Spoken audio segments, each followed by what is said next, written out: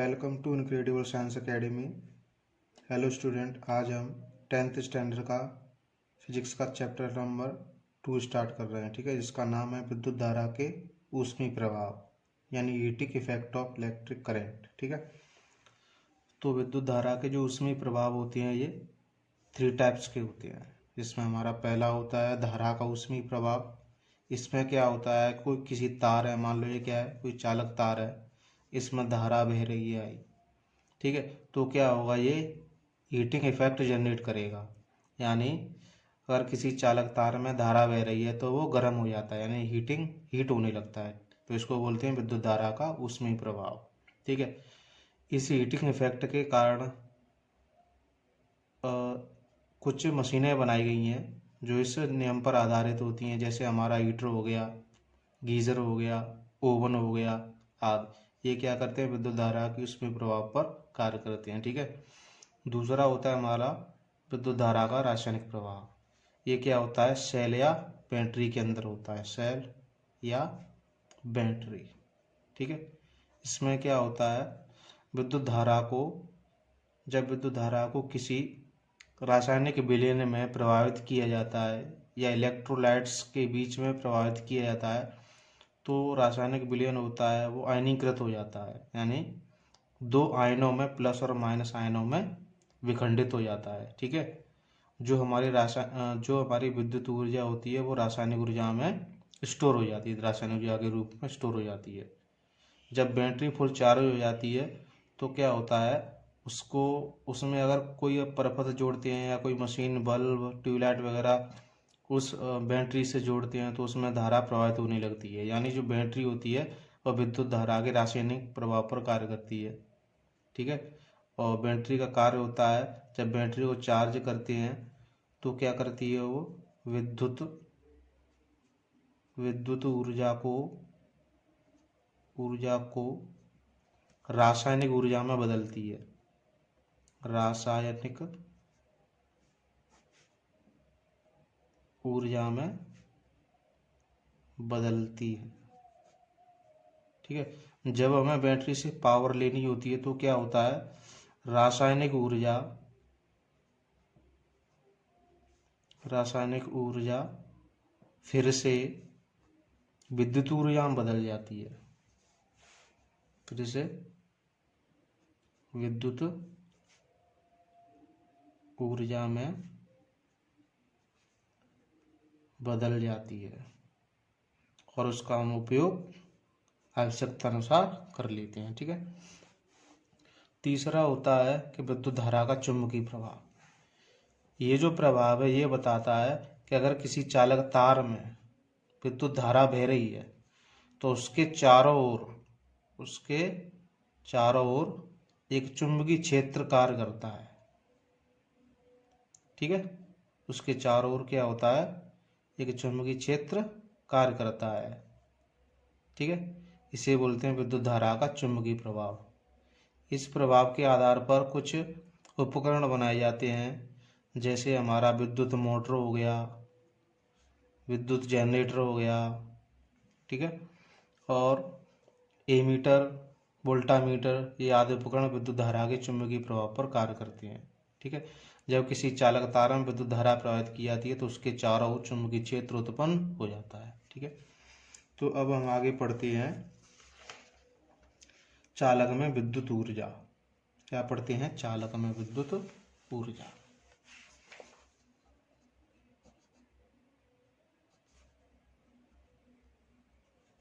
चालक में विद्युत ऊर्जा। ठीक है, या इसको हम बोल सकते हैं दूसरे रूप में कि चालक में व्यव विद्युत ऊर्जा। चालक में व्यय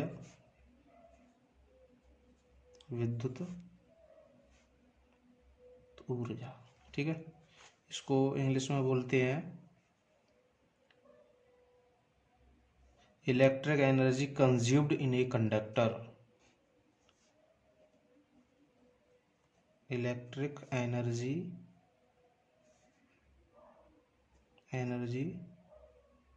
कंज्यूम्ड इन अ कंडक्टर। ठीक है, यानी जो चालक है उसमें अगर विद्युत धारा बह रही है तो वो खर्च होगी, व्यय होगी, क्योंकि जब विद्युत ऊर्जा एक स्थान से दूसरे स्थान पर जाती है तो उसे कुछ कार्य करना पड़ता है। ठीक है, यह कार्य हीटिंग में जनरेट हो जाता है, हीटिंग में बदल जाता है। ठीक है, तो इसकी हम पहले परिभाषा लिखते हैं कि किसी चालक अथवा परिपथ में, किसी चालक अथवा परिपथ में विद्युत धारा प्रवाहित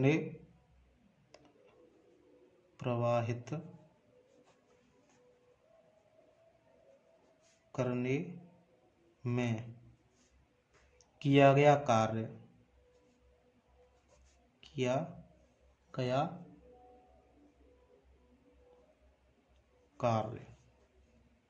उस चालक अथवा परिपथ में, उस चालक अथवा परिपथ में व्यय ऊर्जा, यानी व्यय ऊर्जा के रूप में कहलाता है। कहने का मतलब ये है कि कोई चालक है, अगर उसमें विद्युत धारा प्रवाहित करनी है हमें, तो जो आवेश है उसे कुछ कार्य करना पड़ेगा, जो कार्य होगा उस परिपथ में व्यय ऊर्जा के रूप में संचित हो जाता है। ठीक है, ठीक है, तो हम मानते हैं, माना एक चालक तार है जिसका प्रतिरोध क्या है, आर है। माना एक चालक तार,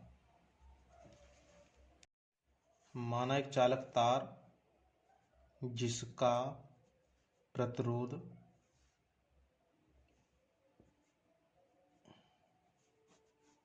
आर है। ठीक है,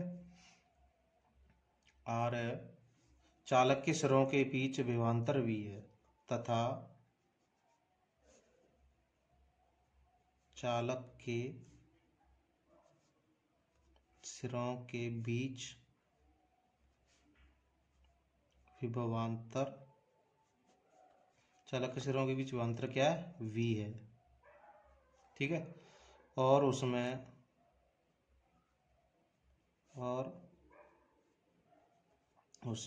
आई एम्पियर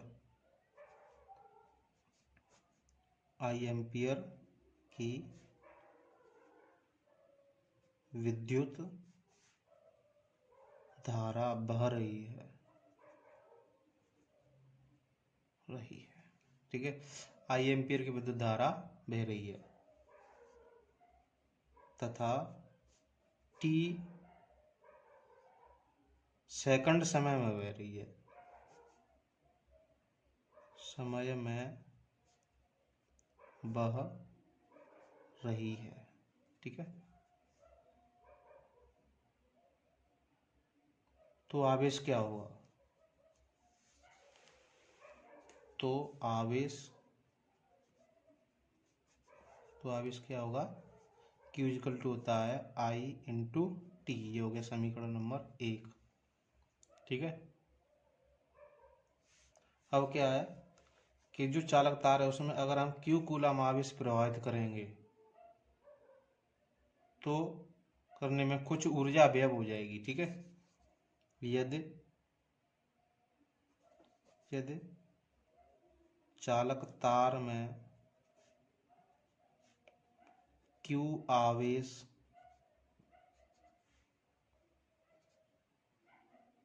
प्रवाहित करने में व्यय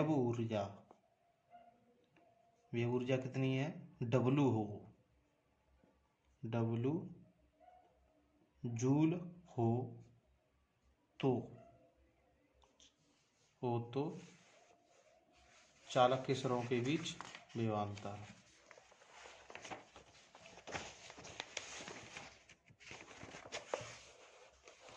तो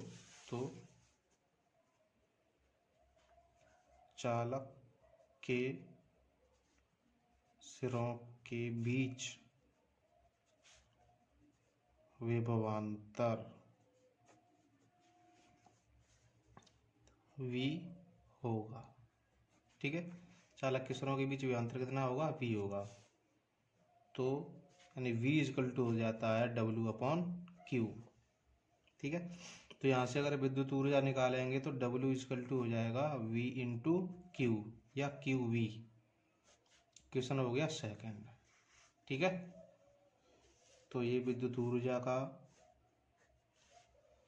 फॉर्मूला हो गया और इसका मात्रा क्या होता है, जूल होता है। अब विद्युत ऊर्जा हम क्या करते हैं, विद्युत धारा और विभवांतर के पदों में ज्ञात करते हैं। हम क्या करते हैं, हम जो हमारी विद्युत ऊर्जा है को विभवांतर तथा धारा के पदों में लिखेंगे। विभवांतर तथा धारा के पदों में लिखेंगे तो W इक्वल टू क्या होता है, V इंटू क्यू। ठीक है, तो यहाँ पे हम समीकरण 1 से, ठीक है, समीकरण 1 था क्या था हमारा, Q equal to I into T. तो Q की जगह पर क्या रख सकते हैं हम, आई इंटू टी रख सकते हैं। तो W बराबर हो जाएगा हमारा क्या, V इंटू आई इंटू टी, यानी VIT हो जाएगा। ये हो गया हमारा ये विद्युत ऊर्जा हो गई विभवांतर और धारा के पदों में। ठीक है, और ये समीकरण हमारा थर्ड हो गया। अब हम क्या करते हैं, विद्युत ऊर्जा फाइंड करते हैं, विद्युत ऊर्जा विद्युत धारा तथा प्रतिरोध के पदों में। विद्युत ऊर्जा विद्युत धारा तथा प्रतिरोध के पदों में। विद्युत धारा तथा प्रतिरोध के पदों में।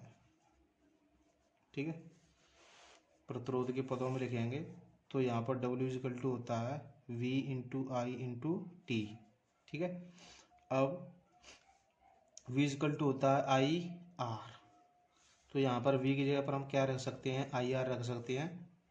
तो हमारा W इक्वल टू क्या हो जाएगा, आई इंटू आर टी। तो ये हो जाएगा W equal to I² RT। W equal to हो गया I² RT जूल। ये समीकरण हो गया हमारा 4। ठीक है, I² RT। अब क्या करते हैं, ये जो विद्युत धारा है हम विभवांतर तथा प्रतिरोध के पदों में लिखते हैं। यानी विद्युत ऊर्जा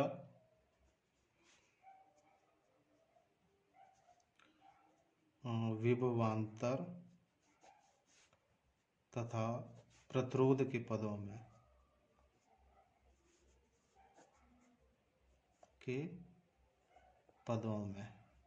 ठीक है, प्रतिरोध के पदों में करेंगे तो यहाँ पर जैसे W बराबर क्या दे रखा है, I² R इंटू टी। तो ओम के नियम से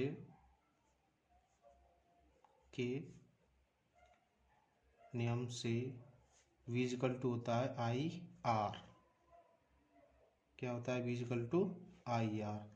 अगर हम I की वैल्यू निकालें हैं तो यहाँ पर क्या हो जाएगा, V/R।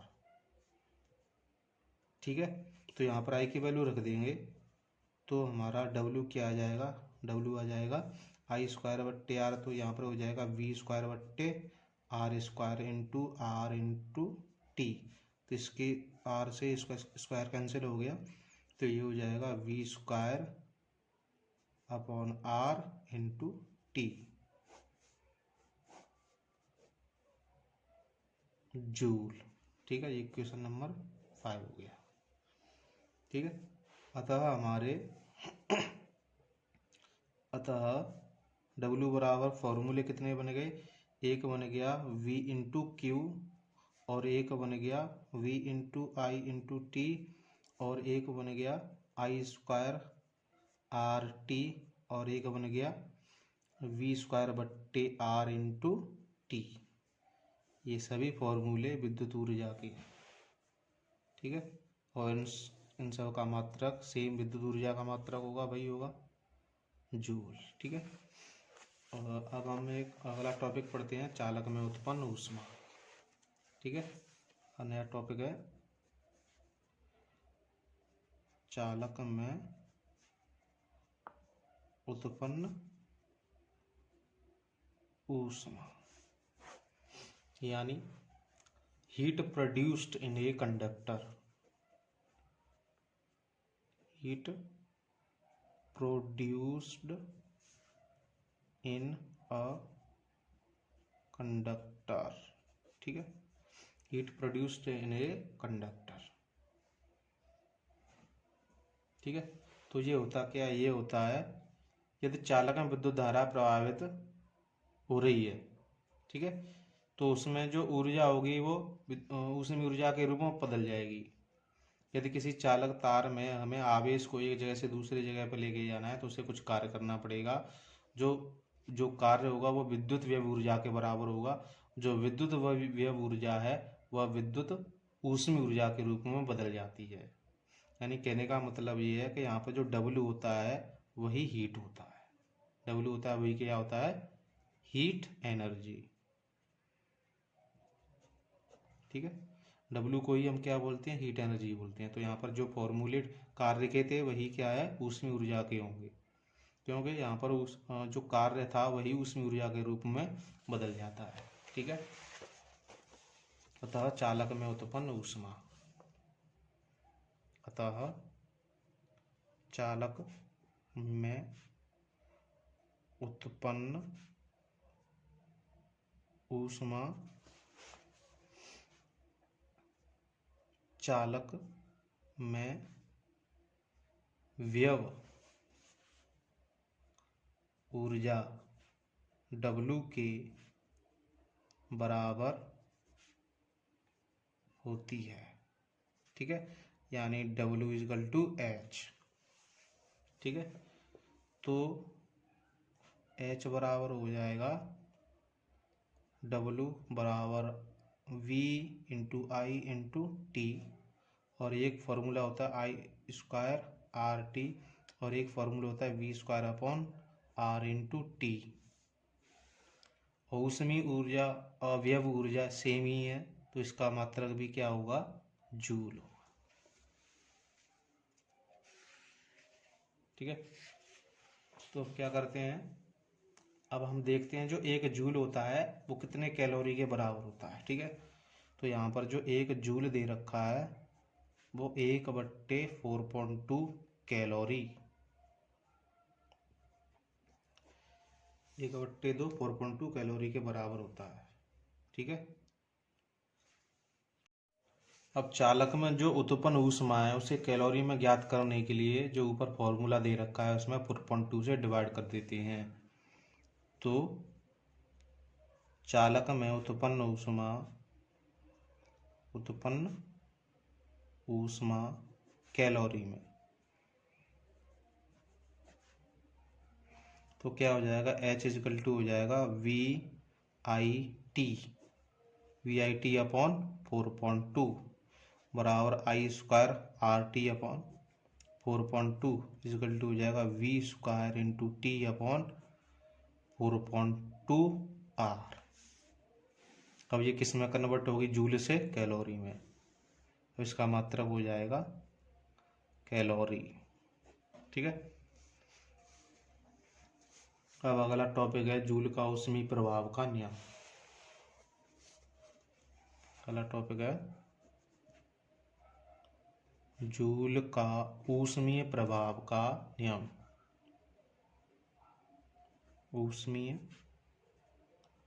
प्रभाव का नियम, इसको इंग्लिश में बोलेंगे joules law of heating fact.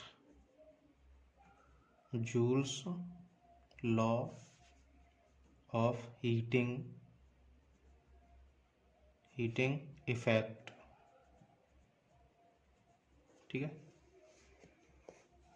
तो इसमें इसका जो फर्स्ट लॉ है, फर्स्ट लॉ कहता है कि किसी चालक में उत्पन्न ऊष्मा चालक में प्रवाहित धारा के अनुक्रानुपाती होती है। यानी किसी चालक में उत्पन्न ऊष्मा H चालक में प्रवाहित धारा I के अनुक्रमानुपाती होती है। अनुक्रमानुपाती होती है। ठीक है, यानी H प्रोपोर्शनल हो गया I। इस रिलेशन का मतलब ये है, अगर हमें चालक से ऊष्मीय ऊर्जा अधिक चाहिए तो उसमें धारा का मान भी हमें बढ़ाना पड़ेगा। ठीक है, तो I के वर्ग के अनुक्रमानुपाती होती है। किसके? I के वर्ग के अनुक्रमानुपाती होती है। ठीक है, इसका सेकंड लॉ है जूल का द्वितीय नियम। ठीक है, सेकंड लॉ है किसी चालक में उत्पन्न ऊष्मा किसी चालक में उत्पन्न ऊष्मा H चालक के विद्युत प्रतिरोध के अनुक्रमानुपाती होती है।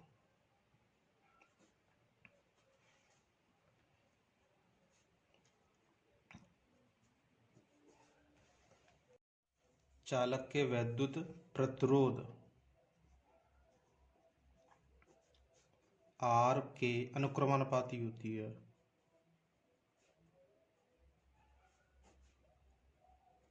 पाती होती है। तो ये हो जाएगा H प्रोपोर्शनल R। यानी चालक में जो हीट ऊर्जा है उस चालक के पदार्थ के प्रतिरोध के अनुक्रमानुपाती होती है। और चालक का प्रतिरोध जितना ज़्यादा होगा वह हीट एनर्जी ज़्यादा प्रोड्यूस करेगा। ठीक है, और जूल का तृतीय नियम है, third law of Joule's heating effect. किसी चालक में उत्पन्न ऊष्मा, ठीक है, इसमें ये जो थर्ड लॉ कहता है, यानी जो H प्रोपोर्शनल T है, तो ये थर्ड लॉ बताता है कि चालक में उत्पन्न ऊष्मा चालक में प्रवाहित धारा के समय के अनुक्रमानुपाती होती है। मान लो चालक में ऊष्मा कितनी उत्पन्न हो रही है, H हो रही है, तो चालक में जो धारा प्रवाहित हो रही है वो T समय के लिए हो रही है। तो चालक में उत्पन्न ऊष्मा जो धारा जितने समय के लिए प्रवाहित होगी उतने उसके अनुक्रमानुपाती होगी। यानी जितना हमें हीट एनर्जी चाहिए उसके लिए हमें जो धारा को अधिक समय के लिए प्रवाहित करना पड़ेगा, अधिक हमें ऊष्मा चाहिए। ठीक है, तो ये हमारा थर्ड हो गया, ये सेकंड, और ये हमारा फर्स्ट हो गया। ठीक है, अगर इनको किसी एक ही फॉर्मूले में रखेंगे तो क्या हो जाएगा, ये हो जाएगा H proportional I square R T, I square R T, ये हो गया। और यहाँ से जो अनुक्रमानुपाती नियतांक है इसको हटाते हैं तो यहाँ पर क्या आएगा, J आएगा। J, ये प्रोपोर्शनली को उठाएंगे तो यहाँ पर कुछ अनुक्रमानुपाती नियतांक आएगा जिसे हम J बोलते हैं। ये है ऊष्मा का यांत्रिक तुल्यांक। ठीक है, तो H बराबर हो जाएगा I स्क्वायर R T बट्टे J। ठीक है,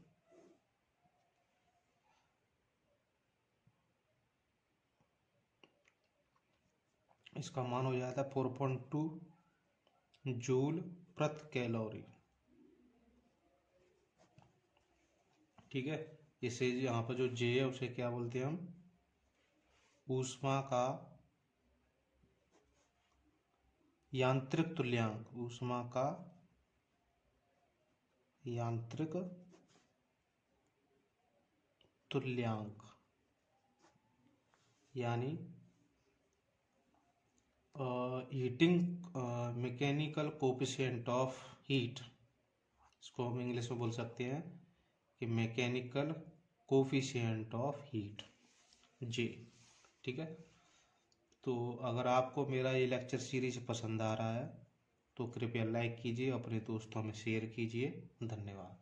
अगले चैप्टर में हम विद्युत सामर्थ्य अथवा शक्ति पढ़ेंगे और विद्युत ऊर्जा के कुछ विभिन्न मात्रक जैसे वाट, घंटा, यूनिट आदि पढ़ेंगे। ठीक है, और इस यूनिट बनाना भी सीखेंगे, उस पर कुछ न्यूमेरिकल्स करेंगे। धन्यवाद।